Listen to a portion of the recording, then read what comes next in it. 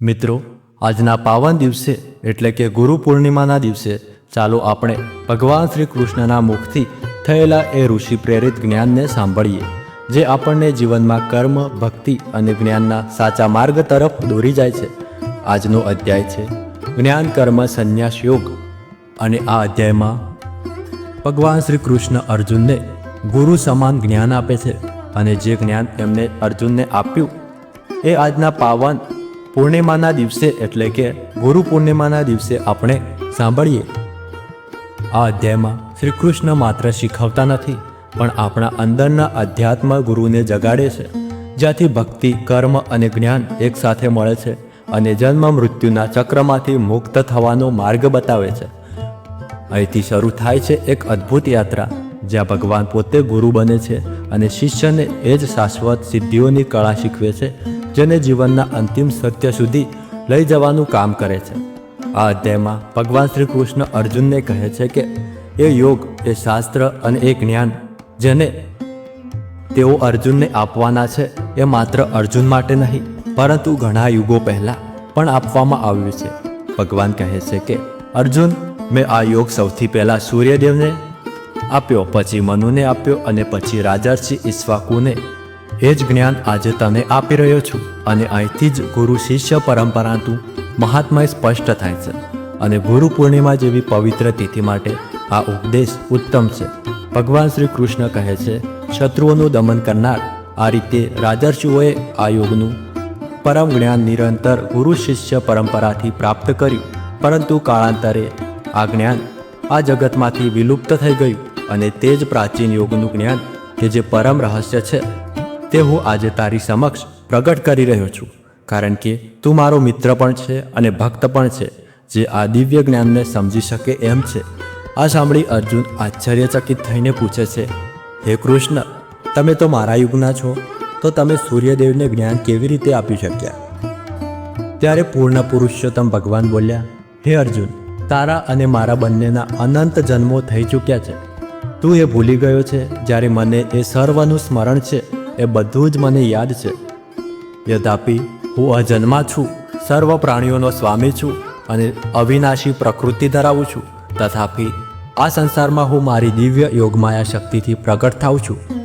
હે અર્જુન, આ ધરતી પર જ્યારે જ્યારે ધર્મનું પતન થાય છે અને અધર્મની વૃદ્ધિ થાય છે, ત્યારે ત્યારે હું સ્વયં આ પૃથ્વી ઉપર અવતાર લઉં છું, ભક્તોની રક્ષા કરવા અને દુષ્ટોનો નાશ કરવા તથા ધર્મના સિદ્ધાંતોની પુનઃ સ્થાપના કરવા માટે હું સ્વયં આ પૃથ્વી ઉપર યુગે યુગે પ્રગટ થાઉં છું. હે અર્જુન, જે મારા જન્મ તથા કર્મોની દિવ્ય પ્રકૃતિને જાણે છે, તેમણે આ શરીર છોડ્યા પશ્ચાત સંસારમાં પુનઃ જન્મ લેવો પડતો નથી, પરંતુ તેઓ મારા શાશ્વત ધામને પામે છે. અશક્તિ, ભય તથા ક્રોધથી મુક્ત થઈને મારામાં સંપૂર્ણપણે લીન થઈને અને મારું શરણ લઈને અનેક મનુષ્ય ભૂતકાળમાં મારા જ્ઞાનથી પવિત્ર થયા છે, અને એ રીતે તેઓએ મારા દિવ્ય પ્રેમને પ્રાપ્ત કર્યો છે. જેઓ જેવી રીતે મને શરણાગત થાય છે, તે પ્રમાણે જ હું તેમને ફળ આપું છું. હે પાર્થ, સર્વ મનુષ્ય જાણતા કે અજાણતા મારા જ માર્ગનું અનુસરણ કરે છે. આ સંસારમાં જેઓ સાંસારિક કર્મોમાં સિદ્ધિની ઈચ્છા રાખે છે, તેઓ સ્વર્ગીય દેવતાઓને પૂજે છે, કારણ કે સકામ કર્મોના ફળ શીઘ્ર પ્રાપ્ત થાય છે. મનુષ્યના ગુણો તેમજ તેમની પ્રવૃત્તિને અનુસાર મારા દ્વાર વર્ણાશ્રમના 4 વિભાગની રચના કરવામાં આવી છે. જો કે હું આ વ્યવસ્થાનો સર્જક છું, છતાં મને અકર્તા અને સનાતન જાણ. મને કોઈ કર્મ દૂષિત કરતું નથી, કે ન તો મને કોઈ કર્મના ફળની આકાંક્ષા છે. જે મારા આ સ્વરૂપને જાણે છે, તે કદાપી કર્મફળના બંધનમાં બંધાતો નથી. આ સત્યને જાણીને પ્રાચીન સમયમાં મુમુક્ષુઓએ પણ કર્મો કર્યા હતા, તેથી તારે પણ તે પ્રાચીન સંતોના પગલાઓને અનુસરીને પોતાના કર્તવ્યોનું પાલન કરવું જોઈએ. કર્મ શું છે અને અકર્મ શું છે, જ્ઞાની મનુષ્ય પણ આનો નિર્ણય કરવામાં મૂંઝાઈ જાય છે. હવે હું તને કર્મનું રહસ્ય કહીશ, જે જાણીને તું તારી જાતને માયિક બંધનોમાંથી મુક્ત કરી શકીશ. આ ત્રણેય કર્મો, સૂચિત કર્મ, નિષિદ્ધ કર્મ અને અકર્મની પ્રકૃતિ સમજવી જ જોઈએ. આ અંગેનું સત્ય ગહન અને સમજવામાં કઠિન છે. જે લોકો કર્મમાં અકર્મ અને અકર્મમાં કર્મ જોવે છે, તેઓ સર્વ મનુષ્યોમાં સાચા અર્થમાં જ્ઞાની છે. સર્વ પ્રકારના કાર્યોનું પાલન કરવા છતાં તેઓ યોગી છે અને તેમના સર્વ કર્મોના નિષ્ણાત છે. પ્રબુદ્ધ સંતો જેવા મનુષ્યોએ જ્ઞાની પુરુષ કહે છે, જેમના પ્રત્યેક કર્મ માયિક સુખોની કામનાથી મુક્ત હોય છે. તેમને જેમણે દિવ્ય જ્ઞાનની અગ્નિમાં તેમના કર્મફળો બાળીને ભસ્મ કરી નાખ્યા છે.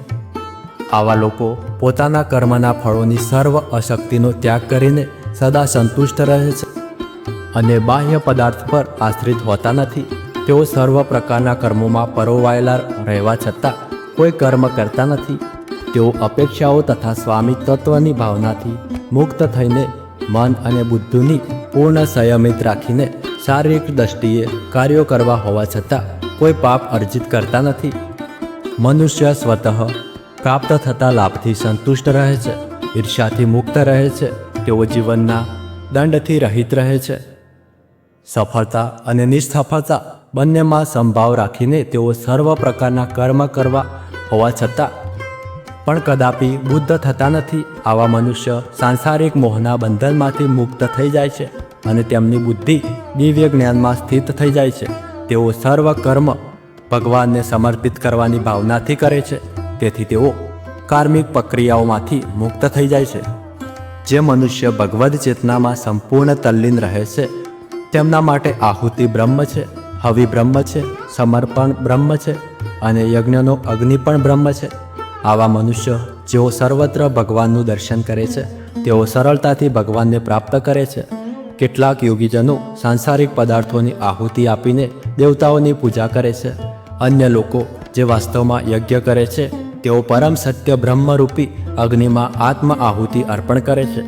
અન્ય કેટલાક શ્રવણ તથા અન્ય ઇન્દ્રિયો સંયમરૂપી યજ્ઞમાં હોમી દે છે અને કેટલાક ધ્વનિ તથા અન્ય ઇન્દ્રિય વિષયોને યજ્ઞ તરીકે ઇન્દ્રિયો રૂપી અગ્નિમાં હોમી દે છે.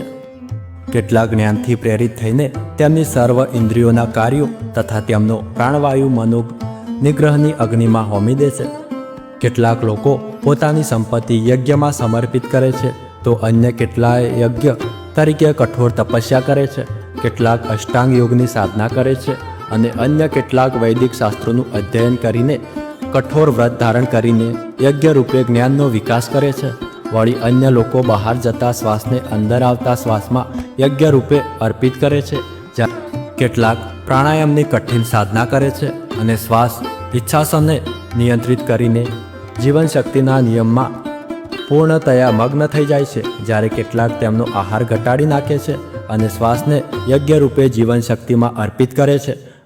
આ સર્વ યજ્ઞને જાણનારાઓ આવા યજ્ઞના પરિણામ સ્વરૂપે તેમની અપવિત્રતાને શુદ્ધિ કરે છે.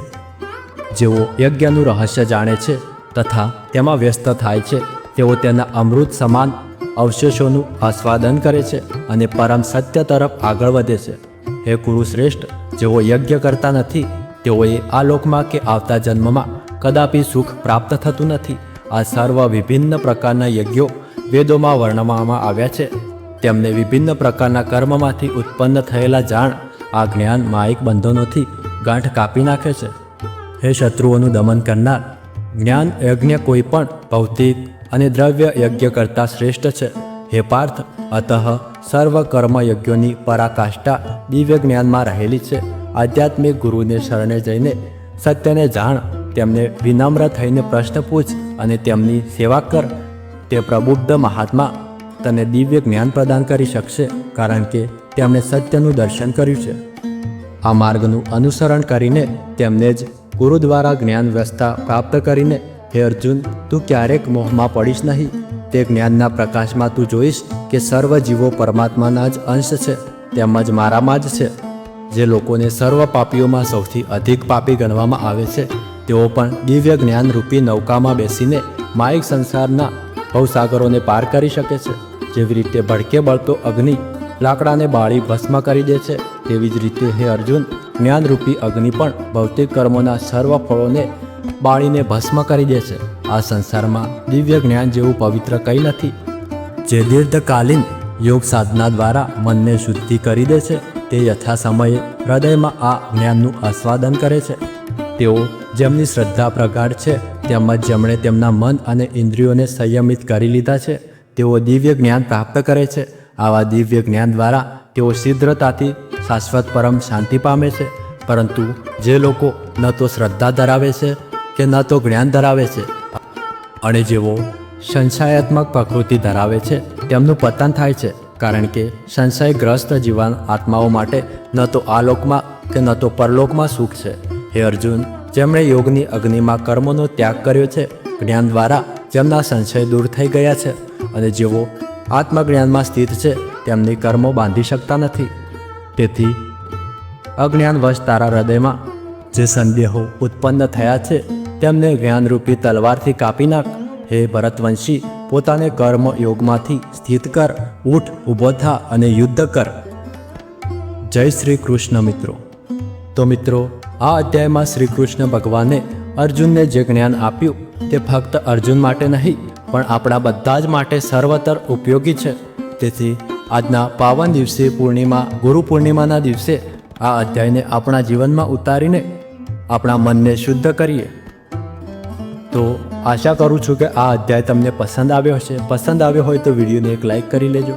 ચેનલ ઉપર નવા હોય તો સબસ્ક્રાઈબ કરી લેજો અને આવા જ અધ્યાયો માટે અમારી સાથે જોડાયેલા રહેજો અને અમારી ચેનલને સબસ્ક્રાઈબ અવશ્ય કરી લેજો. મળીએ આગળના વિડીયોમાં. ધન્યવાદ.